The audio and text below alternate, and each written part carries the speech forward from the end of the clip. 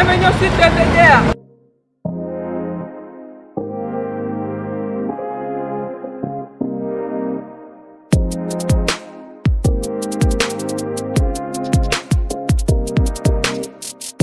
Bonjour à tous, c'est encore Alliance Mangabo et bienvenue sur ma chaîne. Et bienvenue au site Belvédère.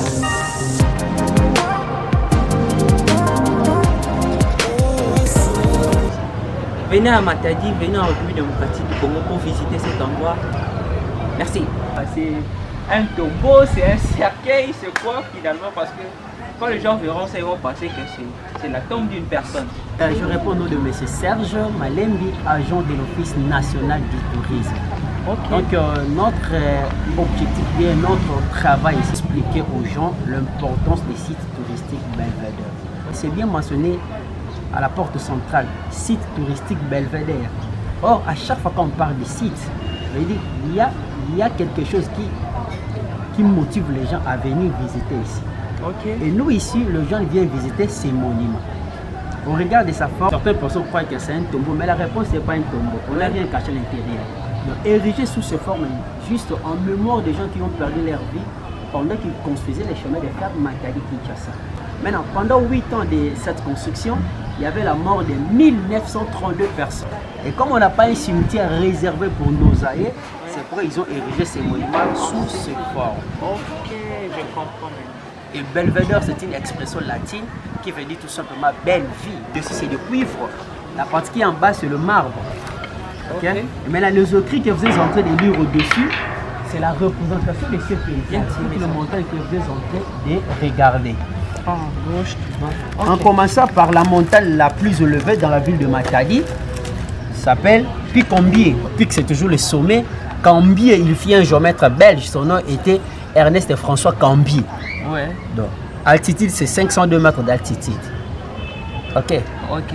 Et jusqu'à cet endroit, et cette partie est appelée Vallée de la Mort. Ici. La montagne à côté, la montagne en face ici. Là où il y a la présence de pierres blanches. Ouais. Et cette partie est appelée Vallée de la Mort. Ok. Et pourquoi aussi ils ont choisi seulement cet endroit pour ériger ces monuments? C'est juste pour nous faire montrer la partie qui semblait difficile pendant la construction des chemins de fer Matadi-Kinshasa. Or, selon leur plan, la construction devait durer 4 ans. Matadi-Kinshasa pour construire 388 km. Ouais. Quand je parle de 388, c'est Matadi jusqu'à Ndolo. Or, Matadi-Kimwenza, c'est 365 km. Maintenant, ils avaient jugé de construire jusqu'à Ndolo. Maintenant, au lieu de 4 ans, la construction avait pris 8 ans. Et les 4 ans étaient passés seulement sur cette partie, juste pour construire 12 km pendant 4 ans. C'est pourquoi cette partie prend le nom de la contrée chaotique. Okay. Donc c'est là où nos ancêtres ont beaucoup souffert.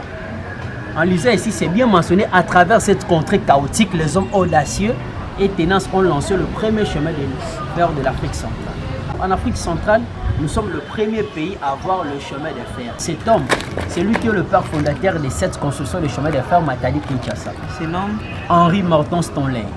Ok. Nationalité anglaise, journaliste explorateur. Ici, nous sommes vers le 19e siècle, pendant que les grandes puissances maritimes étaient en pleine industrialisation. Or, ça posait un problème, il manquait les matières premières pour grandir leurs industries. Ils devaient les chercher hors de l'Europe. Précisément ici, en Afrique, ils venaient prendre nos matières premières. Mais sa manière de venir ici en Afrique, il venait un peu en ordre dispersé. Et à chaque fois que le blanc venait, ça commençait à créer beaucoup de discussions entre eux. C'est pourquoi ils avaient jugé bon de convoquer la conférence de Berlin pour partager l'Afrique en morceaux au lieu de continuer dans des conflits inutiles.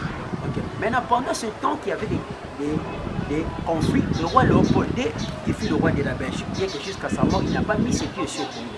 Mais il connaissait le Congo à travers son collaborateur Henry Morton Stanley.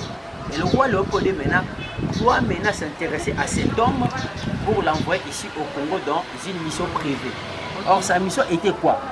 Qu'ils viennent faire l'expertise de l'ouest de la RDC vers l'est et voir là où le fleuve est navigable et là aussi notre fleuve n'est pas navigable. De deux, qu'ils puissent créer des postes à repos, des postes de ravitaillement et trois, qu'ils prennent nos matières premières à Stanleyville pour les acheminer en Europe. Stanleyville qui est devenu actuellement Kisangani. Et comme cet homme connaissait déjà l'Afrique parce qu'il venait déjà ici, entre autres à la recherche de David Livingstone.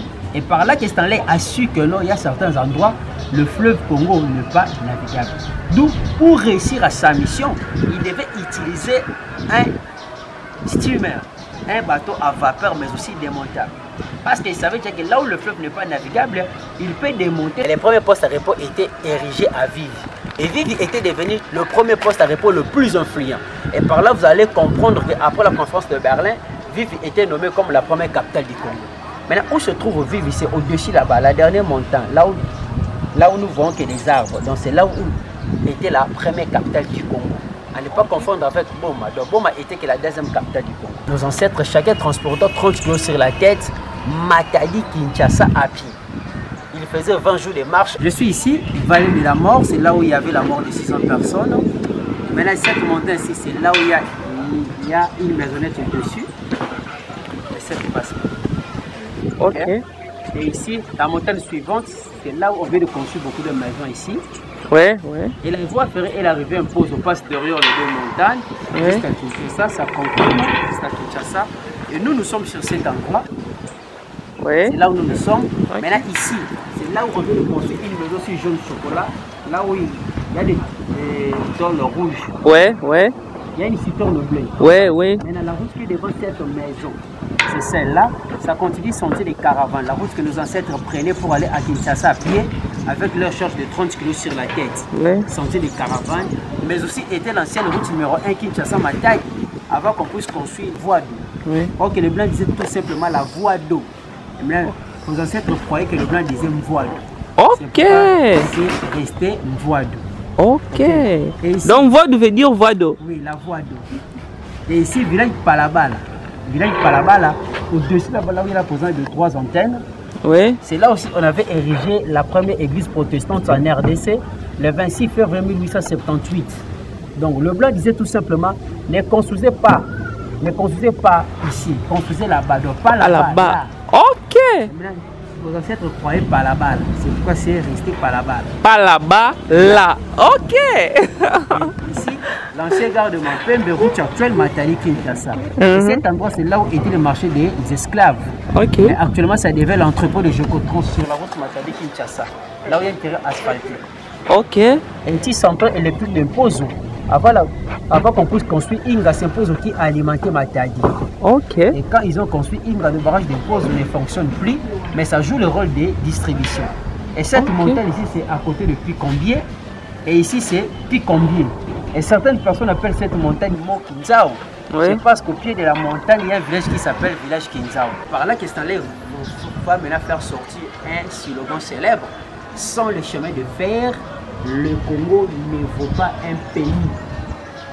Ok. Sans le chemin de fer, le Congo ne vaut pas un pays. À notre Congo d'aujourd'hui, vous pouvez dire que le Congo sans le chemin de fer ne vaut pas un pays. Bon, actuellement, avec la modernisation, c'est impossible encore d'utiliser cet slogan.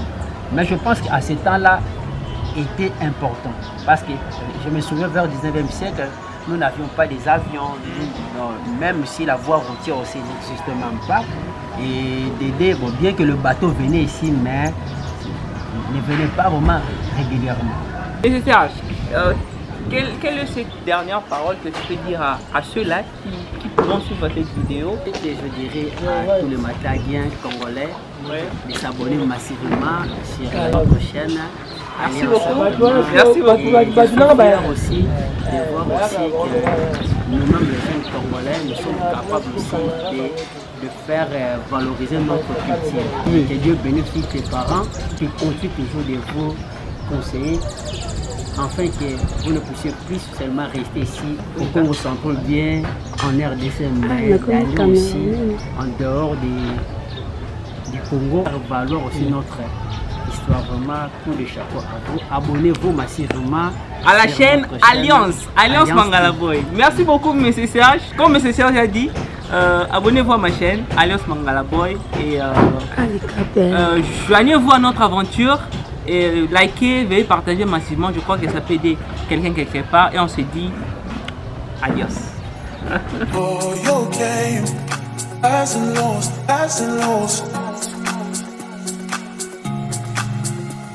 So say,